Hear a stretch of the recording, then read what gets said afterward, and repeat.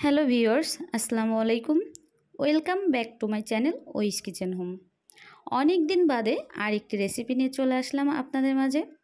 আজকে তৈরি করে দেখাবো মুরগির গিলে কলিজা রেসিপি। খুব সহজে এবং সুস্বাদু উপায়ে কিভাবে রান্না করবেন সেই রেসিপি আপনাদের সাথে শেয়ার করব। তাহলে চলুন বেশি কথা না বাড়িয়ে আজকের মূল পর্বে যাওয়া যাক।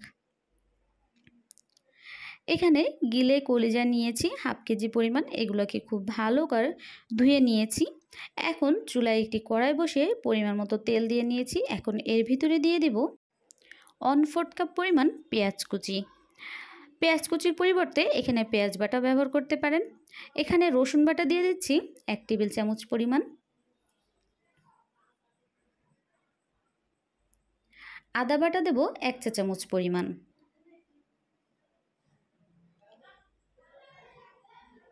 আর এখানে সম্পূর্ণ মশলা বেটে নেওয়া আছে, এগুলো দিয়ে দিচ্ছি 1.5 টেবিল চামচ পরিমাণ। এর ভিতরে আছে দারুচিনি, এলাচ, লবঙ্গ, জিরে, সব কিছু মিলে ভালো করে বেটে নিয়েছি। দিয়ে দিচ্ছি স্বাদ মতো লবণ, দিয়ে দিচ্ছি 1 চা চামচ পরিমাণ শুকনো মরিচের গুঁড়ো, আর দিয়ে দেবো 1.5 চা চামচ পরিমাণ হলুদের গুঁড়ো। আজকের আমার এই রেসিপি কিন্তু আমার আম্মুদের বাসায়, আমার আম্মুর হাতের এই রেসিপি আপনাদের সাথে শেয়ার করছি। এখন যে গিলে কলিজা ছিল আমি এর ভিতরে দিয়ে দিচ্ছি, তবে কলিজাগুলো আমি আলাদা করে রেখে দিয়েছি, কারণ এখন যদি আমি কলিজা দিয়ে এর ভিতরে রান্না করি তাহলে কলিজাগুলো ভেঙে যাওয়ার সম্ভাবনা আছে। এজন্য আমি আলাদাভাবে ওগুলো পরবর্তীতে দিয়ে দেব। আর টুকরো করে আলু নিয়েছিলাম, একটি বড় সাইজের আলু এখানে নিয়েছি। এগুলো কিউব করে কেটে নিয়েছি, দিয়ে দিচ্ছি এই মাংসের ভিতরে। ভালো করে কষিয়ে নিতে হবে। আমি সবসময় একটি কথা বলে রাখি যে মাংসের ক্ষেত্রে বা গিলে কলিজা হোক, সব কিছুর ক্ষেত্রে ভালো করে কষিয়ে নিলে এর খুব সুন্দর একটি ফ্লেভার প্লাস স্বাদটাও পাওয়া যায়। মায়ের হাতের যে কোনো রান্নাই যেন অতুলনীয় এবং খুবই সুস্বাদু হয়ে থাকে, তাই মায়ের এই রেসিপি আপনাদের সাথে আমি শেয়ার করছি। এবং আমার আম্মু কিন্তু খুবই সুন্দর রান্না করতে পারে।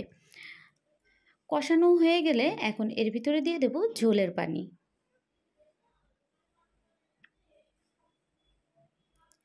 পরিমাণ মতো ঝোলের পানি দিয়ে দিচ্ছি।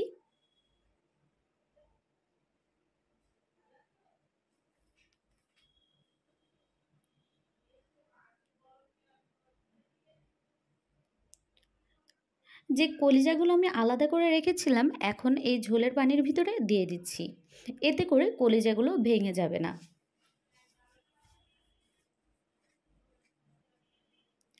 এখন একটু ভালো করে নেড়ে চেড়ে নিচ্ছি।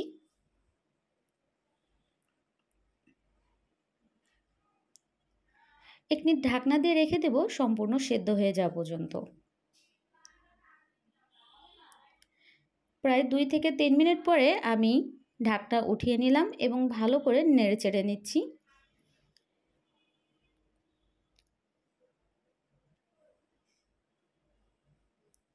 দ্বিতীয়বার আমি আবারও ঢাকনা দিয়ে দিব। এ পর্যায়ে আমি আর ঝোল শুকাবো না, এখন চুলার ফ্লেমটা বন্ধ করে দিচ্ছি। একটি সার্ভিং ডিশে আমি এইগুলোকে নামিয়ে নিচ্ছি। কার কার কাছে এই কলিজা গিলে পছন্দ আমাকে কমেন্ট করে জানাতে পারেন। আমার কাছে তো খুবই ভালো লাগে, আর যেহেতু মায়ের হাতে রান্না সেহেতু এটা অতুলনীয় স্বাদেরই হবে।